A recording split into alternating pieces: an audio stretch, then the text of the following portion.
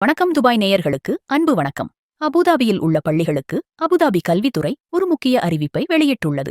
ADEK என்ற Abu Dhabi கல்வி ஆணையம் குழந்தைகள் பாதுகாப்பு மற்றும் போக்குவரத்து பாதுகாப்பை வலுப்படுத்த ஒரு புதிய விதிமுறைகளை அறிமுகப்படுத்தி உள்ளது. கடந்த வாரம் தனியார் பள்ளிகளுக்கு மாணவர்கள் பள்ளிக்கு வந்து செல்லும் விதத்தில் பெரிய அளவிலான மாற்றங்களை பற்றிய அறிவிப்பை வெளியிட்டது. அது என்னவென்றால், பள்ளி நாள் தொடங்குவதற்கு 45 நிமிடங்கள் முன்பும் அது முடிந்த 90 நிமிடங்கள் வரையிலும் மாணவர்களை கண்காணிக்க மேற்பார்வையாளர்களை நியமிக்க பள்ளிகளுக்கு உத்தரவிட்டுள்ளது.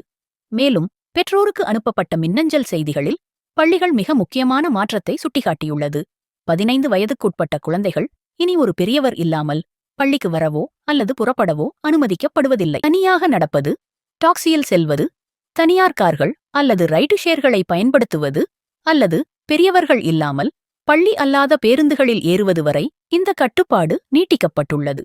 மேலும் திங்கட்கிழமைக்குள் பெற்றோர்கள் ஏற்பாடுகளை சரிசெய்ய வேண்டும் என்றும் கூறியுள்ளனர். அவ்வாறு செய்ய தவறினால் 15 வயதுக்குட்பட்ட மாணவர்கள் உடன் வராவிட்டால் வளாகத்தை விட்டு வெளியேற தடை விதிக்கப்படும் என்று அவர்கள் எச்சரித்துள்ளனர். இதுபோன்ற அமீரக செய்திகளுக்கு நமது வணக்கம் துபாய் சேனலை சப்ஸ்கிரைப் செய்து கொள்ளவும். நன்றி. வணக்கம்.